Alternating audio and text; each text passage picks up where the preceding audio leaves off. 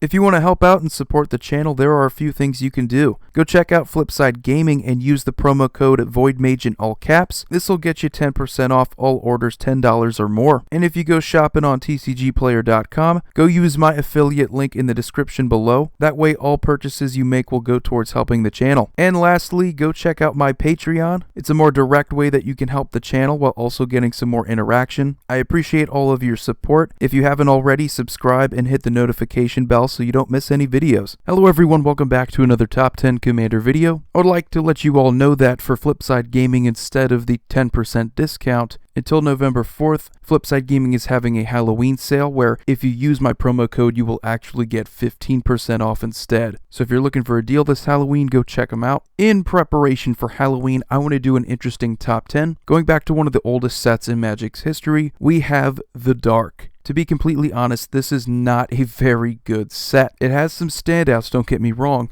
but compared to Legends, compared to Arabian Nights, some of the other older sets closer to this time period, it does not have a lot of value. In fact, the most expensive card from the whole set is around $70 and it's not even on the reserve list. But what it does have is some flavor. This is a pretty good flavor set. Although it isn't consistently spooky, you will see some more Halloween-themed cards like Frankenstein's Monster, but there's also a card like Preacher, incredibly iconic, and something I would consider an honorable mention. I don't think it's good enough for Commander because it is a creature of your opponent's choice, but something so unique to this set. Every time I think of the Dark, Preacher comes to mind. Other honorable mentions, because this isn't a very deep set, there's Mana Clash, a card I think is pretty fun if you want to go with the flip a coin mechanic. There are a few decks that will utilize that. If you are able to manipulate coin flips and the results of coin flips, this could be a card for you. And there's Elves of Deep Shadow. Not a really special card, but something that does see consistent play in Commander. Really spooky artwork though. She does look kind of familiar. So starting it off here with number 10, we have Mana Vortex. Now this is going to be a common thing in the Dark, punishing effects with some kind of drawback. Mana Vortex is countered unless you sacrifice a land. And the reason why is because at the beginning of each player's upkeep, that player sacrifices a land. And if there are no lands on the battlefield, then you sacrifice Mana Vortex.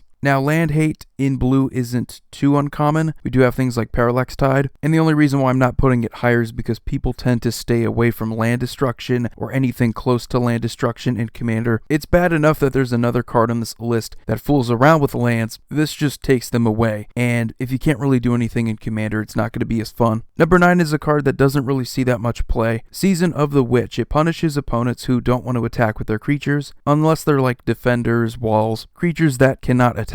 If your opponents don't want to attack with a creature, keep in mind it punishes a creature that didn't attack, so if a creature has vigilance and it attacked and it's still around, it won't be destroyed. This is something you're more likely to see in red. Red is more often to punish opponents for not attacking and being aggressive, which is another common theme with these earlier sets like the Dark. You do have some off-color cards. Number 8 is Stone Calendar. All of your spells are going to cost you 1 less. It is 5 mana, and it's probably not something people are going to put in an incredibly aggressive artifact deck. We do have a lot better cost reduction for fewer mana, but cost reduction is still pretty good, even if it is 5 mana. And it is really helped out by the fact that it is any spell. It's not like the monuments from Amonkhet where it has to be a specific colored creature, so even if it doesn't see that much play, it is still a pretty solid card. Number 7, we have Eater of the Dead. Along with Season of the Witch, you're starting to see more spooky cards. Eater of the Dead exiles a creature from any graveyard and untaps itself. This is actually a pretty good combo card. Phoenix, God of Deception,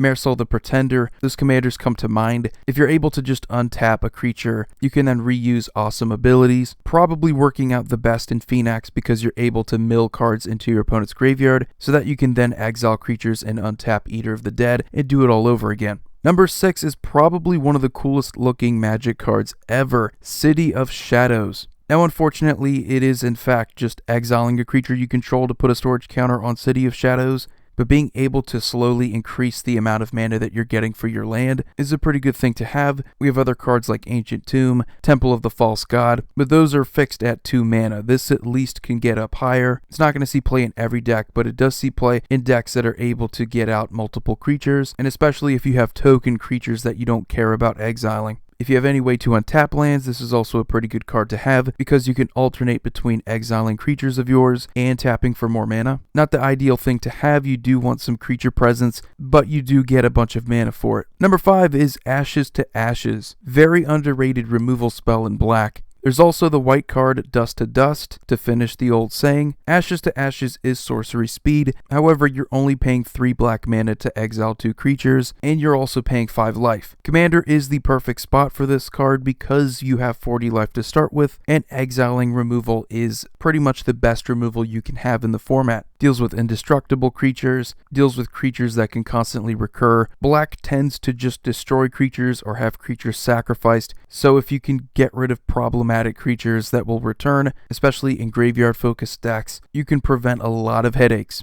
And then number 4 is Tor Mods Crypt, one of the best 0 mana artifacts ever. Tor Mods Crypt will sacrifice itself to exile a player's graveyard. This, alongside with Bojuka Bog, are very good staples and cards that should be considered for just about every deck that can play them. You have very efficient graveyard hate. An advantage over Bojuka Bog is that Tor Mods Crypt is probably easier to recur. We do have things like Mirror Retriever, Scrap Trawler, very easy to just bounce this back to your hand and replay it, and then hate out another player's graveyard. If you are able to Tor Mods Crypt multiple times in a game, you can really shut down someone. Prevent them from bringing creatures back with Marin of Clan Neltoth. There are also things like Threshold that you can prevent, spells that get extra value if they have more cards in their graveyard. Just an overall fantastic card for the mana that you don't pay. And number 3 is another card that sees a ton of play, Felwar Stone. Mana fixing is great, and in a format where you're likely to have 3 opponents, it doesn't matter if it only taps for a mana that they could produce with their lands. You're likely to have a mana rock that's going to tap for different kinds of mana, which is kind of the whole point of why you would want to play it in a 5-color deck or a 4-color deck, where you need access to different colors. Really starting that trend of the 2 mana rocks. We do have Arcane Signet, which is definitely better than this, but still, for the longest time, if you had to go with multicolored decks, 3 or more, you were likely going to consider this card for your deck. And then number 2 is the awesome land Maze of Ith. Now the Dark does have its standouts, one of the most well-known being this card. Doesn't tap for mana, but you can untap target attacking creature, prevent all combat damage that would be dealt to and dealt by that creature this turn. One of the best defensive cards in the game, especially if your opponents have a Voltron deck. Hopefully their creatures don't have Hexproof or Shroud, that way you can target them and prevent them from dealing that damage. Just overall a very good utility land. It doesn't tap for mana, but you really don't need it. It does tap on its own, you don't need other mana to get it going. And if you're someone who needs to deal that commander damage, this could really hurt you. And then we have number 1, if you didn't guess it by now. The most expensive card, and probably the best card from this whole set, is Blood Moon.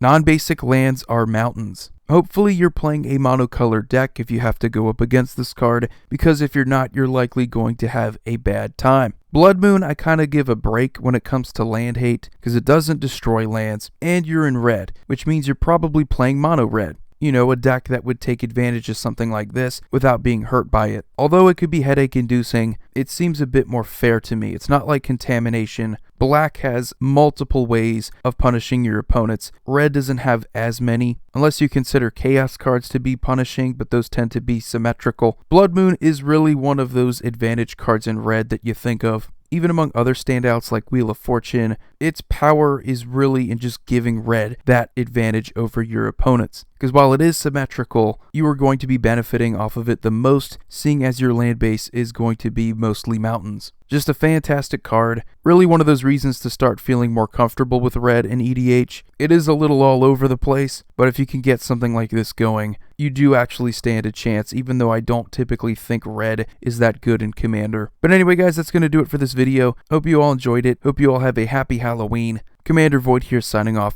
See you all next video. Just wanted to say thanks to the patrons who are supporting me on patreon.com. Go check it out. There are different tiers with their own rewards. One of them is having your name in the credits of my videos. I know it's not much, but it's something that I can do to show my appreciation. Thanks again, and have a good day.